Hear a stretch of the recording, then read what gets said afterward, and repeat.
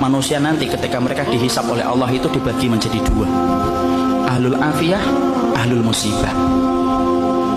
Ahlul afiyah itu siapa? Orang yang jarang diuji dengan sakit, orang yang jarang mendapatkan ujian dalam kehidupan, jarang mendapatkan kesempitan. Namanya apa? Ahlul afiyah. Ada yang kedua, ahlul musibah. Ahlul musibah itu siapa?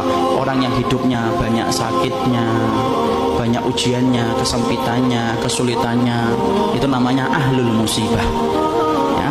Ketika mereka dihisab oleh Allah Subhanahu wa taala, Allah kemudian menyampaikan bagi dua, ahlul afiyah dengan ahlul musibah.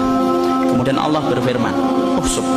Hisab itu ahlul afiyah, ahlul musibah dulu. Ahlul musibah kemudian dihisab oleh Allah lebih dulu. Para malaikat menghitung satu persatu perbuatannya dan menghitung bagaimana ujian yang dia rasakan dalam hidup ketika bersabar. Kemudian para malaikat setelah mendapati semuanya selesai, mereka lapor sama Allah, "Ya Allah, ahlul musibah tidak tersisa dari dosanya kecuali sedikit, dan mereka mendapatkan pahala yang besar karena mereka bersabar atas segala musibah yang Kau berikan dalam kehidupan di dunia." Antum tahu? Allah kemudian berfirman, "Utuhum salasa." Kasih mereka tiga perkara: khairan, mangzilah, dan afiyah. Khairan, beri mereka kebaikan. Kebaikan kalau di akhirat apa? Surga. Beri mereka yang kedua, mangzilah. Mangzilah itu apa? Tempat yang paling tinggi di surga.